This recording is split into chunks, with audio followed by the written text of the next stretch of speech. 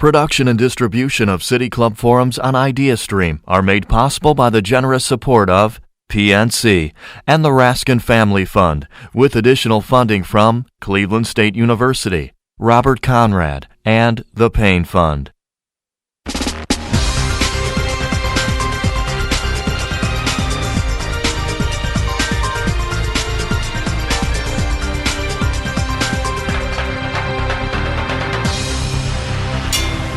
Good afternoon and welcome to the City Club of Cleveland. My name is Paul Harris and I'm president of the City Club's Board of Directors. I am pleased to introduce today's speaker, former chairman of the United States Committee on Ways and Means, and current senior policy advisor in PricewaterhouseCoopers, or PwC's, Washington National Tax Services Practice, Dave Kemp. Now, it would certainly be an understatement to say that this has been a dynamic and unpredictable general election season. And as today's early plunge of the Dow Jones Industrial Average illustrates, the so-called Brexit outcome has introduced even more dynamism and unpredictability into the equation. What better time for our presenter to appear at the City Club of Cleveland to offer his unique insights into the presidential election process, the candidates, the political outlook for 2016, tax reform, and other interesting subjects. Now, we do anticipate a lively question and answer session following Mr. Kemp's remarks, so please keep that in mind. Mr. Kemp joined PwC in 2015 after serving as a member of the United States House of Representatives for nearly 25 years. From 2010 to 2014, he served as chairman of the Committee on Ways and Means, the oldest committee of the United States Congress, and the Chief Tax Writing Committee of the House of Representatives. The roster of committee members who have gone on to serve in higher office is an impressive statistic. 8 presidents and 8 vice presidents have served on Ways and Means, as have 21 speakers of the House of Representatives and 4 justices of the United States Supreme Court. So you fall somewhere in that equation, right? So, as Ways and Means Chairman, Mr. Kemp was recognized not only for serving as part of House Republican leadership, but also for his significant leadership in advancing comprehensive tax reform. He played a major role in the formation of policy on a wide range of issues and was engaged in the committee's work on tax policy, international trade, Medicare, Social Security, and fiscal policy issues for more than 2 decades. In March of 2014, he introduced H.R. 1, the Tax Reform Act of 2014. The Kemp proposal, as it became known, is widely recognized as foundational text for future business and international tax reform. A native of Michigan, Mr. Kemp received his undergraduate degree from Albion College and his law degree from the University of San Diego School of Law. Ladies and gentlemen, members and friends of the City Club of Cleveland, please join me in welcoming Dave Kemp. Paul, very much. Gosh, thank you. Well, thank you, Paul, very much, and thank you for the invitation to be at the City Club of Cleveland, America's citadel of free speech. And I have to say, Cleveland's known now for something else. You're now the city of champions, and congratulations. Yeah. Congratulations to the Cavaliers. You know, often I was thinking sports is a metaphor for life. And one of the things you have to do in sports and in life is never give up. And even when you're down, you can't give up. And it also is really a testament to the power of a dream. And so it is with a passion of mine, which is tax reform. And I know we'll have an opportunity to talk about some other things than that in the Q&A period, but I wanted to talk a little bit about that, which is certainly an area where we can't give up. Hopefully it won't take 52 years to get tax reform, but it really is a dream of mine and a passion of mine. We do need to reform our outdated, broken tax system. And I know that tax policy would be something my friends from PwC are interested in hearing about, but as I said, we can talk about some other things in the Q&A period. But I was appointed to the Committee on Ways and Means early in my career, and as Paul said in his introduction, it's a committee that deals with Social Security, welfare, Medicare, and also tax policy. So it's a committee that has a lot of jurisdiction and authority. And one of the things that happened to me is I was able to get a leadership role on the committee in 2009, And then lightning struck in 2010, and we'd been in the minority, and we took the majority, and lo and behold, then I was elected chairman of the Ways and Means Committee. And it was really an exciting time. And I'll never forget sort of the incredulous look on the face of friends of mine and family members when I became chairman of the Ways and Means Committee. They'd look at me and they'd say, "You?" And I'd say, "Only in America." But one of the first meetings I had in the fall of 2010 was with my counterpart in the Senate, who was chairman of the Senate Finance Committee at that time, Senator Max Baucus, a Democrat from Montana, and then also at that time the Secretary of the Treasury, Tim Geithner, and then the Director of the Office of Management and Budget, Jack Lew, who then went on to become Secretary of the Treasury. And we were dealing with something that we in Washington call extenders, or temporary tax policy. And there were over 100 provisions in the tax code that were going to expire. And this meeting was, what are we going to do about them? The problem is, we are the only nation in the world that lets huge parts of its tax policy expire. Sometimes we let it expire for a year. Then we retroactively go back in, put it in place, sometimes forward for a year, sometimes forward only for a week or two. And it is really makes it obviously extremely difficult for employers, businesses, and families to plan, because you don't know what the law is going to be. You can say, oh, well, they've extended it before, they're going to do it again, but you never really know. So I knew in that meeting that was something I wanted to do something about, this whole idea that we have temporary tax policy. So that was one of the motivating things for me in doing something about tax policy. The other one was in 2010, we were still in a recession. We were not recovering. Some would say we still haven't gone as far as we want to. But obviously being from Michigan, we felt the recession much deeper than maybe Ohio. Maybe that's one place we actually beat Ohio in that we didn't want to. But we lost between 2000 and 2009, 800,000 jobs in one state. So it was, I knew the recovery was not what it needed to be or what it should be, and wanted to do something about that. And I knew that tax policy was one way. There's clearly a whole list of things that we need to do as a country, but I thought tax policy was something I had an ability to try to do something about. And we have seen our unemployment rate improve. There aren't as many, but a large part of that is because people have left the workforce. And if you actually take the number they're giving you and double it, that's more likely what the sort of real unemployment rate is.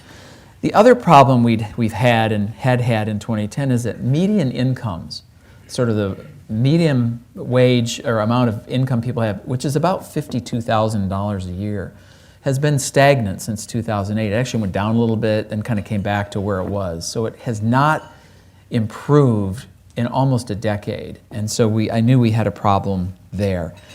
And we haven't seen sort of the general economy improve.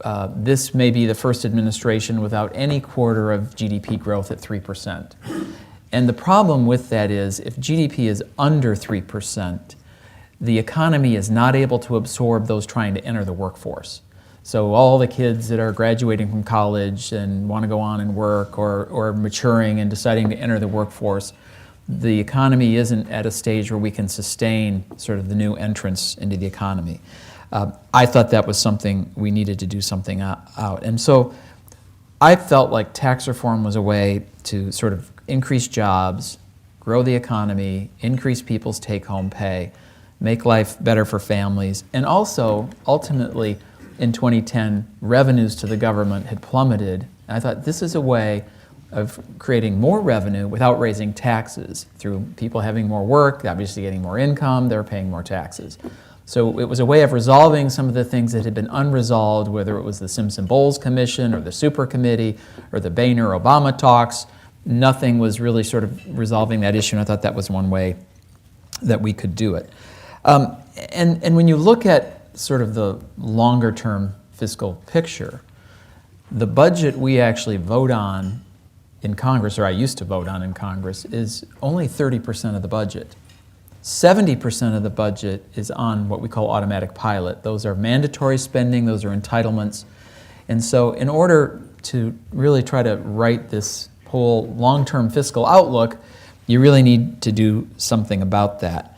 And the other issue is, so I thought the economy needed to grow to help take care of this problem. The other concern is that if you look at the long-term projection, in about 30 years, which isn't that long, I know that seems long when you're under 30, it's not as long when you're over 30. But in about 30 years, our entitlements, if you will, or mandatory spending, whatever word you want to describe, Social Security, Medicare, Medicaid, the payments in the Affordable Care Act, interest on the debt, that will be all spending. So that means the spending, the 30% we vote on, defense, medical research at NIH, national parks, there will be no room for those in that equation. And so I felt like we wanted to do something. And we've been at historically low interest rates. And right now, interest on the debt's about 6% of the budget. If those just tick up a little bit, that number goes way up. And then that makes that pressure even greater. And then in addition to this idea of extenders and the fact that the economy wasn't recovering like it should, I saw that we were consistently out of step with the rest of the world in terms of our tax policy. We actually have the highest statutory rate in corporate business statutory rate in the world at 35%.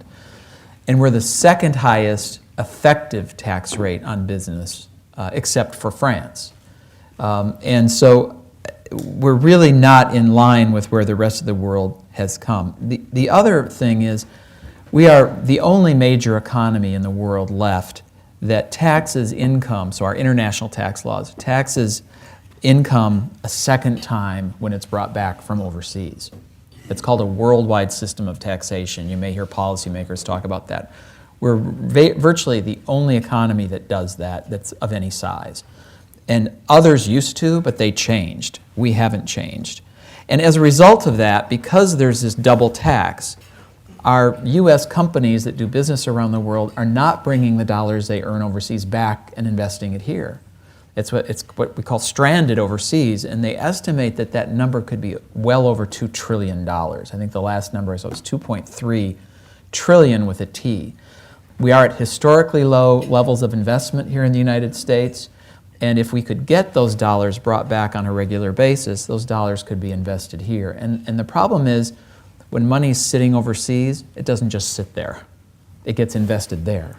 So that means the growth and innovation and new opportunities are going to be there, not here, and I wanted to see that happening here.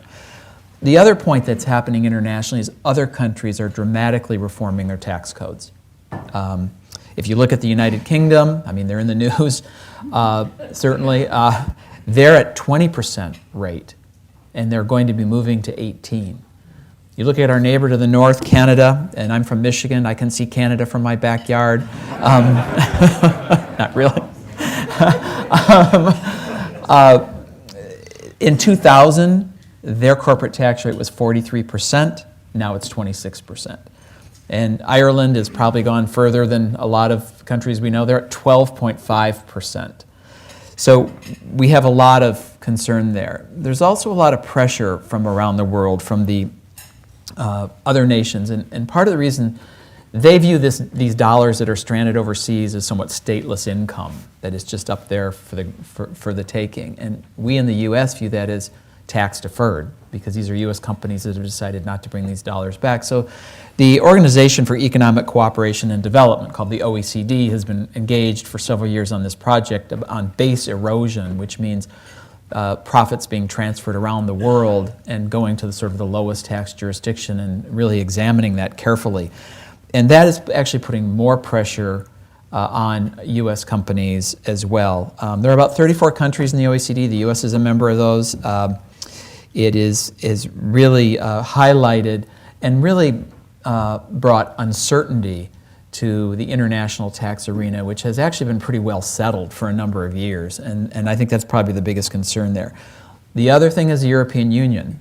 They have been engaged in what's called a state aid investigation. What have their member countries given to companies to locate jobs in their countries? If you ever saw this LuxLeaks report about particularly Belgium, what they and Luxembourg, what they did in those two countries to bring sort of corporate headquarters there and jobs that follow. I think the result of both of those initially will be a lot more disclosure, and I think that may not necessarily all be a bad thing, but there's going to be some country-by-country reporting, and all of that and the EU would like to make that public. That's just brought a lot of uncertainty, what will be reported, how it will be reported, and I think that is something that we need to understand, that this has an impact potentially on not just U.S. companies, but the employees and families that work for those companies. And so the fact that we are really in a different place in terms of our policy than the rest of the world means we need to really do something there. And as a result, you've got companies that are moving their headquarters overseas for tax purposes. And in the parlance, it's called redomiciling. They'll find a way to have their headquarters in another country. And in the last decade, there have been about 50 that have done that. But in the previous 2 decades, it was less than 30. So this is a trend that has increased, that is really a big concern. If you look at 1960, 17 of the top companies in the world were US-based. In 2015, 6 of the top 20 companies in the world were based in the US. Now, when I started working on tax reform, everyone said, oh, it hasn't been done since the Reagan era, it's been 30 plus years. The problem with our international tax laws, that's since the 1960s. So it's been, the Reagan reform did not address international tax policy. So we're just way behind. And then in addition to these things I've mentioned, the complexity of our tax code has grown tremendously. Since 1986, the tax code's almost tripled in size. So from the Reagan era reform, it's almost 3 times as big. And I'm not counting the regulations that go along with that. And in the last decade alone, there have been more than 1 change a day. So it's very hard to keep track of what's happening. They estimated, I think it was the National Taxpayer Advocate, said that in 2016, it took Americans 8.9 billion hours to comply with the tax code. That's a lot of time that you could be doing something else. And the lost productivity with that. The cost, more than $400 billion to comply. 90% of us hire someone. I mean, obviously I'm at PwC, that's something that, but is that really the thing that we should be doing? Or buy computer software. 9 out of 10 small businesses. When I worked on this, we actually had a lot of testimony, heard from a lot of small businesses, and many of them did not know what they signed, and the cost of compliance was pretty high for them. And I think that's a real concern. And the problem is, I think what a lot of people are afraid of is there might be a mistake. And then, of course, that letter from the IRS always comes as you get home Friday night and open the mail, and there's nothing you can do until Monday morning. But the problem is, if we make a mistake, the problem is really on us. But if you look at over the last decade, the IRS sent $132 billion of your tax dollars to false claimants. So they don't always do it right themselves. And I think the problem with this complexity is that there really is this sense of unfairness. You always sort of have this sense, well, the other guy's getting a better deal, because somehow they're connected, or they're doing the things that the government's rewarding, or they have better counsel or better tax advisors than I do. And so I think for a voluntary tax system to have this sense that if only you were an insider, you'd figure this out, is really not the way to go. So I think simplifying our code is clearly something we need to do. So I spent 4 years working on a bill, a comprehensive bill, and I introduced it, as Paul said, in March of 2014. And I was very interested that it be bipartisan, that the process be transparent. As I said, 30 hearings. I created working groups with the Democrats and Republicans together, worked with my counterpart in the Senate. We had the first hearing on tax policy between the House and the Senate in 70 years. I thought it was very important that we try to reach out and do that. So what I did is cut the size of the code by 25%, took the 6 rates down to 2 for 99% of taxpayers, and the top rate was 25%. The standard deduction was increased so that 95% of people would not itemize. So that means you got to file a simple form. That means you didn't have to keep a shoebox full of papers and invoices. And it was the real thing that I worked on was this thing called dynamic scoring. I don't mean to make everybody's eyes glaze over, but in tax policy, it's all about what will this do to the budget and to the economy. And in Congress, they'd always used what's called a static score, which assumed that tax policy wouldn't affect the economy. I always call that like using high school physics, where you say, assume there's no gravity. Well, we go out in the real world and there is gravity. So dynamic scoring is about having a real-world analysis of what tax policy will do. So this bill, H.R. 1, that the committee and I worked on, was the first tax bill to ever be scored dynamically. And it was good in the sense that it showed that the bill would create, if we changed policies in this way, would create 2 million jobs, would increase median income by $1,300 a year, would grow GDP by 20%, and would increase revenue to the government by almost $700 billion. And if you didn't want to do that, you could take that and change. Also modernized our international tax system in the course of that. So I think, but unfortunately it was not something our leadership was ready to do. So it didn't really go anywhere. So you fast forward to 2015. Paul Ryan becomes chairman of the Ways and Means Committee, who worked with me on H.R. 1. He wants to do comprehensive reform. The president says right off the bat, I will veto any bill that lowers the individual rate. And the problem there is much of the business activity in the U.S. now is done in what we call pass-through. So they pay individual rates. So if you can't lower the individual rate, you're not doing anything with all those businesses that are pass-through entities. So what then they tried to do was to do something on sort of international reform. And Paul spent a lot of the year working on that, was not able to ultimately put something together. But in the end, at 2015, they did make permanent a number of these extenders that I'm talking about, particularly one called the Research and Development Tax Credit, which is very important for innovation and investment. So they did make some progress, and I really look at that as a down payment on tax reform. So then you come into 2016, we had this sort of tumultuous change in leadership. Paul Ryan, becomes at the end of 15 the Speaker of the House, new chairman of the Ways and Means Committee, Kevin Brady from Texas. And Paul Ryan says this: we are not going to be the opposition party, we're going to be the proposition party. I'm creating these task forces, I want one of them to be on tax policy, and we're going to tell the country where we stand. And just by coincidence, the tax reform tax policy report was made public today.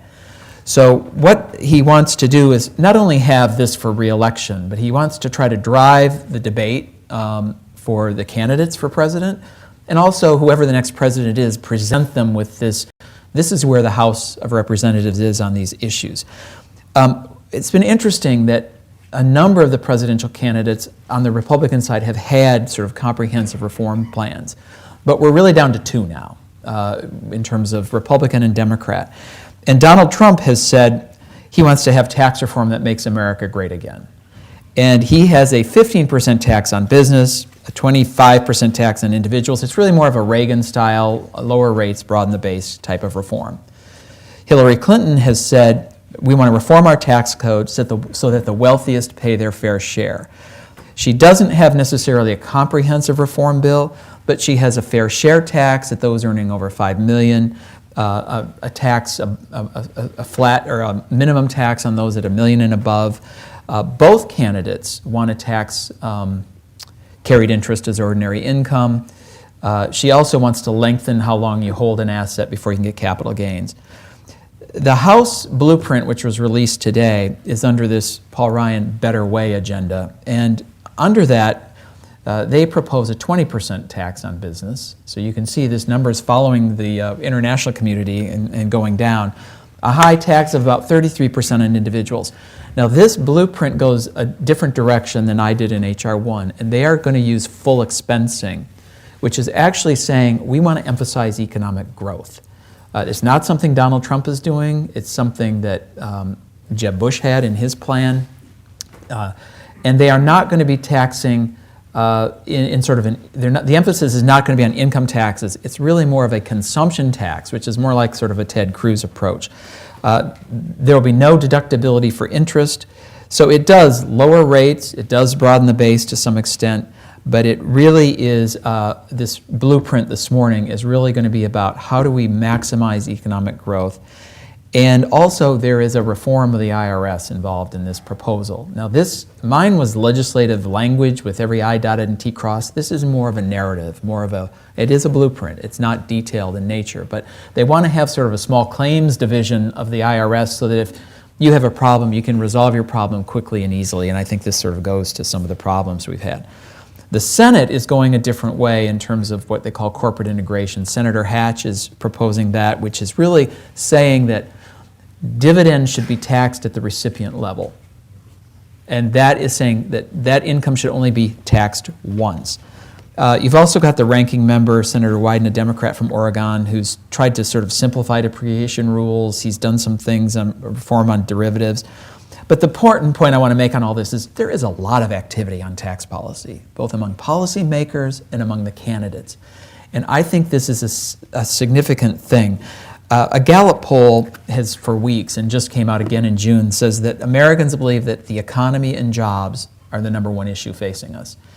And 66% of Americans have been polled and say the country's on the wrong track. But what's new, and that has trended negatively for some time, but what's new about that number is they don't think things are going to get better. And that is a very different sort of outlook for Americans. And I think these are issues that have been driving certainly the debate in the campaign. And as I said, flat incomes, flat median incomes, and Americans are angry. And they're angry, I think, a large sense because of this lack of upward mobility, or that this sense that things are going to get better. I was at an economics forum, and an economist who used to be head of the CBO, Doug Holtz-Eakin, said, from World War II to 2008, our standard of living doubled every 38 years. Since 2008, they're estimating it will take 60 years for our standard of living to double. So literally, I could work my working life before 2008 and see my standard of living and the standard of living of my children get better. And since 2008, you're going to look at that and say, I will work my whole working life, and I won't see that significant rise in standard of living. The parties are talking about this in different ways. Republicans talk about it in terms of economic growth and jobs. Democrats tend to talk about it in terms of fairness and equality. I think it's really two sides of the same coin. I think they're really getting at this issue that I talked about, and it really is, is the American dream there for them? Is the American dream there for their families? And the sense that no matter how hard you work, you're going to be treading water, I think is really feeding into this. And I think to some extent you're seeing this around the world as well with the Brexit vote. Just on conclusion, I'm actually somewhat optimistic because they are actually, working, the wheels of the legislative process are grinding away to try to get this thing done. I do think, there are a lot of proposals in Congress. There's a lot of talk in the campaign. I think we are going to need a president, whoever that is, to have this be sort of one of their top 2 or 3 issues. Every president since Ronald Reagan has had a tax bill of some kind in their first year. And I think the next president, whoever that is going to have something. It may not be a comprehensive bill, but they're going to have something to do. Hillary Clinton just mentioned that she is going to release a middle-class tax cut, so I think she's going to be moving in that area as well. We'll have to just watch and see. I don't want to leave with an unrealistic, optimistic prediction. I do think we have some problems in that the competition for control in the Congress and in the government, particularly in the Senate, is something that's going to make a path forward on something as important as a comprehensive tax reform bill more difficult.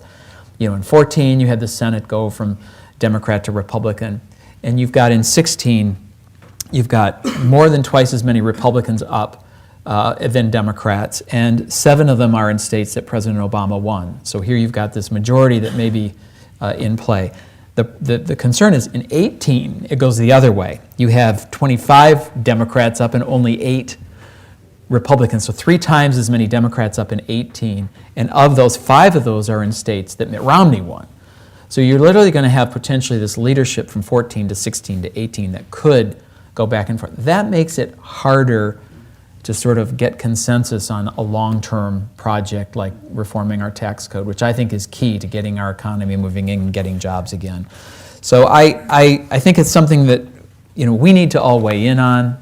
This is something we need to demand of our candidates, that they have a plan, that we get past just personalities, that we really try to push these issues forward. Because I think if we do, I think we have an opportunity to really get us back on track. I mean, in terms of growth, we're doing better than what we see in certainly in Europe and other parts of the world, but it's not good enough for us. And we need to make sure that we modernize our tax code, that we really move into the 21st century and have a tax code that really works for Americans, for their families, and does everything we can to really get this economy sort of humming again, so that we have those people who are sitting on the sidelines come back into the workforce, and that we can employ those young people that are getting started. I just really want to thank you for the time today, and I look forward to answering your questions, or at least having a good dialogue. Thank you very much. Thanks. Thank you, Paul. You can have a seat. Okay. Today at the City Club of Cleveland, we are enjoying a Friday forum with Dave Kemp, former chairman of the United States Committee on Ways and Means and current senior policy advisor in PwC's Washington National Tax Services practice. We're headed now to our question and answer period, and we welcome questions from everyone here, City Club members, guests, students, or those of you joining us via our webcast. If you'd like to tweet a question, you can do so at the City Club, and our staff will try to work your question into the program. We want to respectfully request that you keep your questions short, to the point, and actually structure it as questions. Holding the microphones today are City Club Marketing and Outreach Fellow Faye Walker. Where's Faye? There she is. And City Club Director of Programming, Stephanie Jansky. First question, please. Thanks. Congressman, thank you very much for your distinguished service. Oh, thank you. You have made deep reference when you talk about the Boyle-Simpson Commission before. Yes. And your comment about the more and more of the mandatory spending is taking over to the point where we have less and less discretionary funding. Please give me and the rest a little bit of a history lesson. The Boyle-Simpson Commission report was about as bipartisan or as fair as you could get, as far as each side got something, each side gave something, and it gave up something. Why, as we see this trend, as you brought up, why does the Boyle-Simpson Commission report, or some example of that, why is that not being so successful? Why is that not being implemented? Why don't both sides, when they face what you said, come to the realization this is our answer? Yes, I mean, that presidential commission, the Boyle-Simpson Commission, has not really been accepted by the president. And secondly, on the other side, and one of the problems I had with it, there were many good things in there, but ultimately they assumed a level of revenue that was much higher than the 40-year average since post-World War II. So not only did the report have a number of reforms, but it also was a major growth in the size of government. I was on that commission, and I made my views to both of them very clear, to Erskine Bowles and to Senator Simpson, and that's why you saw at least, and there were some Republican senators who did vote for it, but I think that's why you saw it wasn't universally accepted on the Republican side, but it wasn't universally accepted on the Democrat side either. And I think primarily it was the president's commission, and he didn't really acknowledge their findings. Hi, I was fascinated by what you said about the Senate being in play this year and again in 2 years, and the idea that it could change a number of times in the near future. I think it wouldn't matter that much if the two sides were able to talk to each other. And as a member of Congress for many years, what needs to happen so that the Democrats and the Republicans start talking to each other again and working together, which they don't seem to be doing right now? No, and I think part of the problem is this competition for who's in charge. I hate to make predictions, but I think, especially in this year, but I do think the House probably stays in the Republican majority. That gives at least some sort of stability to what issues are being driven. I mean, it's taken them almost 2 years to release this blueprint on tax reform. It took me 3 years to put forward that legislative proposal. And I think what you get is different approaches. They are talking more on tax policy than in some other areas, kind of under the radar. But you're right. I mean, it is a very it's a very competitive political environment, and that does make it difficult. I think there's a number of reasons for that. I saw it change over the 25 years I was there, but we do need to find a way to come together on some of these issues. I think kind of some of these task forces do help. I know in the Senate, Senator Hatch had one on tax policy, on international tax policy, and you actually had Senator Schumer from New York and Senator Portman, who's right from Ohio, both kind of agree on a path forward on international.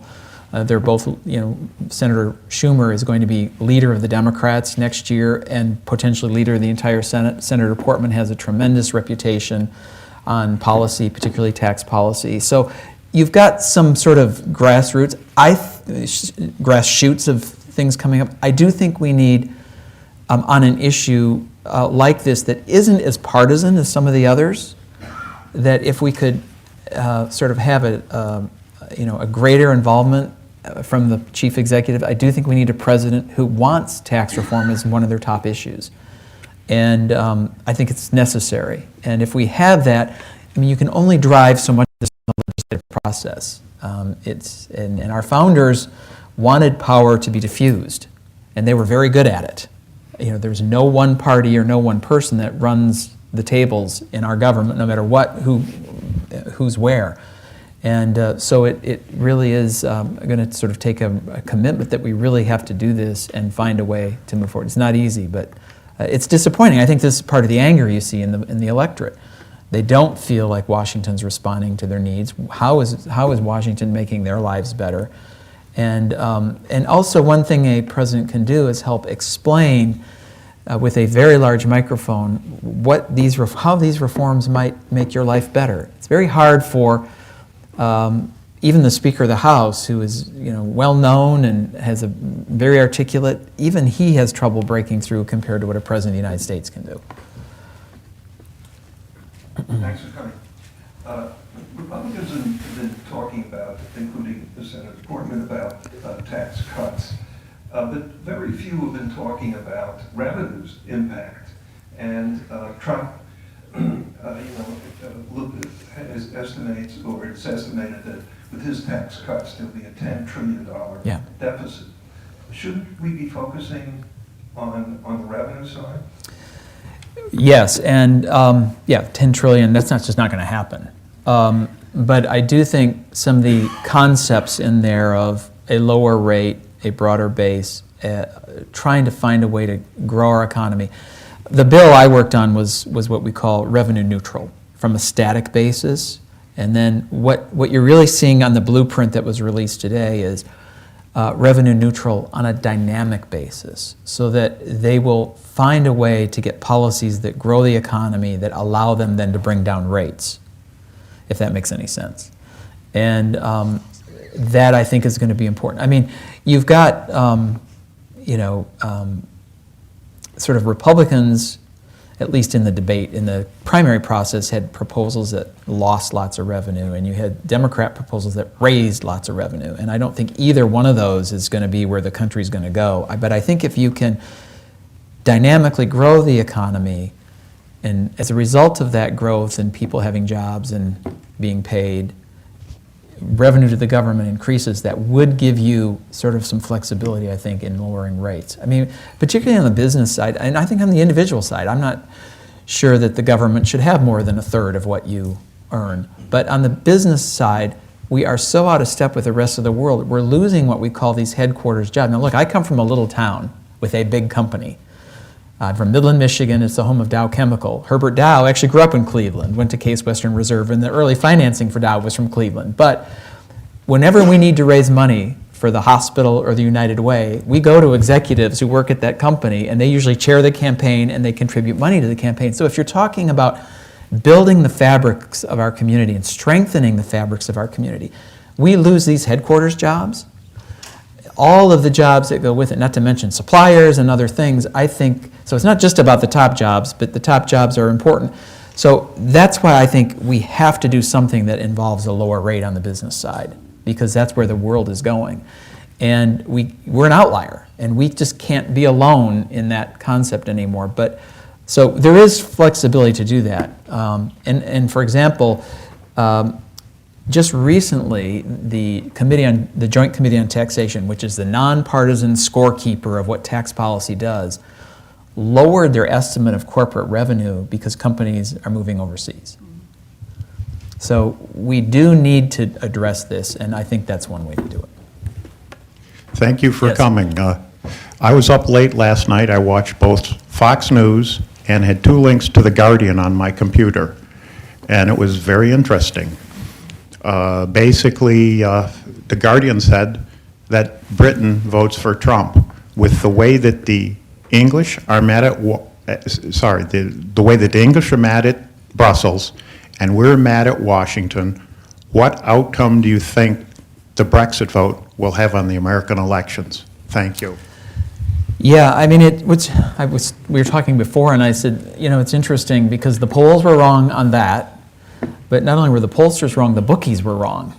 I mean, so, you know, I think what you have with Brexit is you had sort of the government, the political establishment, and the business leaders all saying vote to remain, and yet the public, in a pretty, it wasn't that close, voted to exit. So, and even the leaders of the 5 largest parties in Britain all said remain.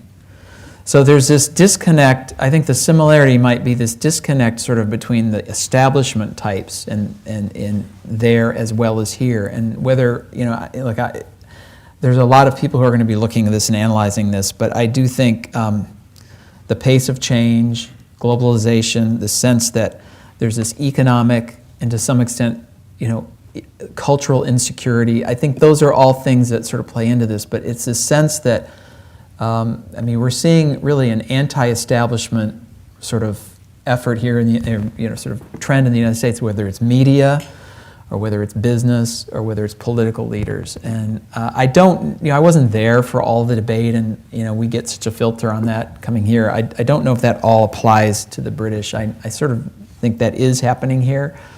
But I think, and as we know, some of this pace of change is technology, and some of it is globalization, and when we don't have institutions responding to that, I do think a lot of people are concerned. And again, the English have done better than the rest of Europe economically in their economy. I don't know that that goes to all parts of Britain necessarily.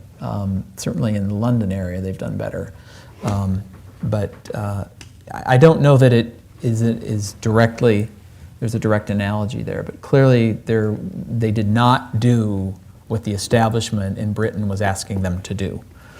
They went the other way. And this is an anti-establishment year, and I think you saw it with the rise of Bernie Sanders. Bernie Sanders and I were elected at the same time. He was in my, quote, class when I got to the House, and some of his friends in the Senate are scratching their heads and thinking, if it was him, why not me, you know? Because he was not the most likely choice of people who are going to go on the rise, but he really has tapped into that as Donald Trump has. And again, all of the experts said Donald Trump wasn't going to get as far as he has. And so I think this is just a year that the normal predictions and what a lot of political sort of pundits like to do is say, well, in 5 elections, this happened, so that will happen now. I don't think this is one of those. This is a one-off in a sense. There's new ground being broken on sort of the political analysis. Congressman, it's good to listen to you. You mentioned in your prepared remarks that we would have increased revenue by broadening the base. Yeah. Mitt Romney said that 47% of the tax-paying population pays no federal income tax.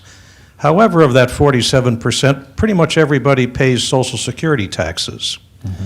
In your proposals, has there been an attempt to balance the amount paid by the lower end of the socioeconomic scale in their Social Security taxes against the tax rates in coming up with the revenue projections? Yeah, I put a couple of very severe restrictions on the plan that I worked on, and the reason I did that is I consulted with former Treasury Secretary James Baker III, who was there when the 86 Act went through, and then also Democrat leader of the House, Dick Gephardt, and they both advised me, you want to be statically revenue neutral. And when I was working on that, we had just come off the Romney campaign, which was, you cut taxes for the rich and raise taxes on the poor. So I was distributionally neutral. I left the amount of tax that each quintile of income paid the same. So roughly no group saw their, sort of as a group, their revenue contribution go up or down. So it was really a Rubik's Cube of analysis. But I thought it was important because I didn't want people to dismiss this idea right off the bat and say, oh, look, he's just doing that. And what I wanted to get is a review that it was a serious proposal. We did get that, and so I think it has helped advance the cause. Now, this proposal that came out today, we don't know enough to be able to answer your question on that, what they're doing on that. They are going to three rates, as I said, 33, 25, and I think 12. I don't know the breakdown of how all this will mean, but in the bill, H.R. 1, which was a detailed legislative proposal, I can tell you that every quintiles group of contributions stayed the same. And as you pointed out, when people say they don't pay income tax, they do pay what we call payroll tax. So there is a tax burden there that often doesn't get recognized in the political debate and rhetoric there that we need to make sure we acknowledge. My purpose was, I want more people paying payroll taxes because I want more people working. And that was the goal of mine. This proposal today on this better way forward or better way ahead is really driving growth. That's what they did. I mean, I actually sort of slowed cost recovery in H.R. 1. They have gone to what we call full expensing, and that is going to really drive that. So that's sort of the difference in those two there. Hi, you talked a lot about tax reform, but there are a variety of other issues facing the country as we speak, the most relevant being gun control, as we saw. What is your perspective on the bills proposed this week and rejected, and how do you think we can move forward in an effort to enhance our gun control and the safety? Yeah, and as I said earlier, there's lots of ways to improve our country, but I was on a committee that dealt with tax policy, and I was not on a committee that dealt with those issues in a detailed way. And so these remarks today were really focused on that. I'm not in the arena anymore, but clearly, there is, it's an issue that we've not really been able to find a consensus on. I do think, though, this idea of this no-fly list doesn't necessarily mean you're a terrorist. And they do need to find some way of working through, not necessarily in the gun context, but how do you get on that list? How do you get off that list? And I think it's not as well vetted as it probably should be. As you know, former Senator Ted Kennedy was on the no-fly list. A number of sort of famous people have been on it that had no business being on it. So I think to simply, deny their constitutional rights, and the Supreme Court has said, the right to bear arms is a fundamental constitutional right. So I think there is a way forward on that. I don't know that we're in a place where it's being treated as serious. I mean, unfortunately, we're in high campaign season right now, and I know that some are very genuinely motivated on this issue, others are not, and I think it's important that that particularly on something as sensitive as this and as divisive as this, that I'm not sure in the midst of a presidential and congressional campaigns that you're going to get the most even-handed debate from either side. Yes. Thank you for coming. The two major party candidates have moved away from a commitment which had been a bipartisan commitment for about a couple of decades to free trade. Yeah. So we have, for example, Hillary Clinton reversing herself, and now she's against the Trans-Pacific Partnership, and of course Donald Trump is against it. In the event, what do you see as the prospects for free trade and trade agreements in the wake of the 2016 election? Yeah, you have both presidential candidates now who are opposed to the TPP proposal, which is a trade agreement with Southeast Asian nations. And I was obviously very involved in trade issues. It's one of the issues that's in the Ways and Means Committee. And I was very proud of the fact that we passed the Panama, Colombia, and Korean trade agreements while I was there, and I worked very closely with the administration to do that. But all of those votes were bipartisan. There were pretty big numbers of Democrats that came along. It wasn't just a Republican thing. I think the issue is there, who's going to set the rules? Is China going to set the rules, or is the United States going to set the rules? And if we can create a trading bloc that is a counterweight to China, I mean, I was just reading about the opening of Shanghai Disney. Disney only owns 43% of that because the Chinese require that they are the majority owner. I mean, the rules that we put up with to do business there, I don't get it. So if you have alternatives to that, I think that brings them more into sort of the family of nations in terms of what is legitimate. So that's something I actually agree with President Obama on. I think it is part of what he wanted to have as a pivot to Asia in the sense of that. I think that we need to continue to work on that. There are some areas that I think need attention within that agreement, and as was the case with the Korean agreement, it wasn't perfect when it came back, and I worked very hard, and it was actually bipartisan with my partner that was Sandy Levin on the Ways and Means Committee, who was the ranking member. We worked very hard to get the administration to get some changes. They're probably going to have to do that with TPP before it comes to Congress. It's not going to come before a lame duck session. I don't know with both presidential candidates opposed to it if that's something that would happen in a lame duck, because either one who wins, they may say, President Obama, do it on your watch, or they may say, don't do it on your watch. We just don't know. I mean, there's just too much uncertainty here, but I think it is something that we need to ultimately do, because it really does allow us to have some leverage on the Chinese, and also bring some stability. And they frankly don't really want us to have these relationships with some of their competitors, and I think we need to. In terms of comprehensive immigration reform, we would have maybe 10 or 11 million people being able to pay taxes at that time. Do you see that making a significant impact on the budget or additional revenues? Yeah, and also we've now got the Supreme Court decision just the other day, which, I think we're going to have to see how this sort of filters out and what this actually might mean. The court basically invalidated the administration's approach to immigration.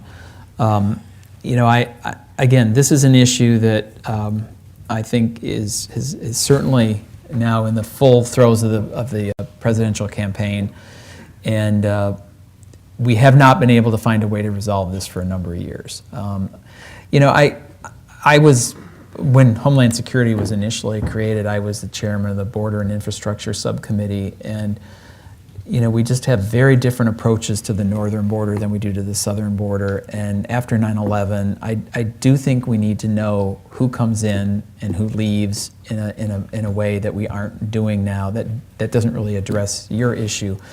But I think the fact that we aren't doing that makes it harder for us to resolve those who are here. And I think if we could get some border certainty, that would be very helpful on that. Thank you for coming, Congressman. You seem to believe, and I agree, that tax policy does affect jobs and the economy. Is there a partisan divide on this issue? And if so, does that impede reform, and how do we resolve that? I don't think there is a partisan divide on that, because the nonpartisan, for budget issue, it's the CBO, Congressional Budget Office, we've all heard of them. But for tax policy, it's the Joint Committee on Taxation, and what they say goes. And the current head of that has been appointed by Republicans and Democrats, and he's very well respected. And it doesn't mean I always agree with their analysis, and neither does the other side, but I think at least this idea of dynamic scoring, it's now in the House rules. I worked for years to get it in the House rules. They actually expanded it in this Congress and said any major tax bill at a certain threshold will be dynamically scored. So I think it's pretty much accepted. I think what you're trying to see now is some people say, well, okay, and what we do is score things over a 10-year period. And I think what you're going to see is some say, well, what's it mean in 20 years? Well, the ability to predict 20 years out is just really impossible to do. And frankly, these predictions after about 3 years are very, very, as my kids would say, sketchy.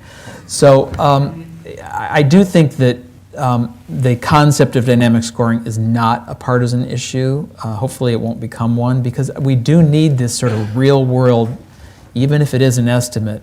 What do we really think is going to happen to investment and jobs if we do these things on tax policy? The first bill to ever be dynamically scored was the Senate immigration bill. So, there was another opportunity, but that was the first major tax bill to do that. Again, thanks so much for having me here. Really appreciate it. Good luck. Yeah, thanks. Thanks.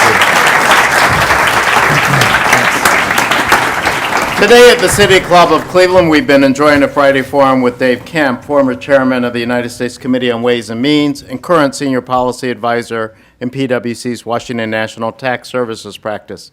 Today's forum is the Bolton Memorial Forum on National Politics, made possible by a special gift from the Payne Fund in memory of Congressman Chester C. Bolton, Congresswoman Frances P. Bolton, and Congressman Oliver P. Bolton. We are very grateful for your support. Today's forum is sponsored by a generous gift from KeyBank. We thank KeyBank for your continued support. Our hospitality partner for today's forum is the Metropolitan at the 9 Hotel.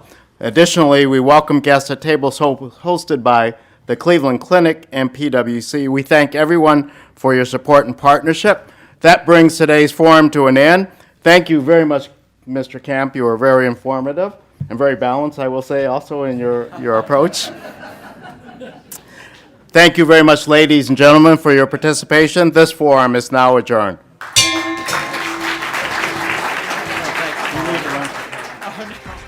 For information on upcoming speakers or for podcasts of the City Club, go to cityclub.org.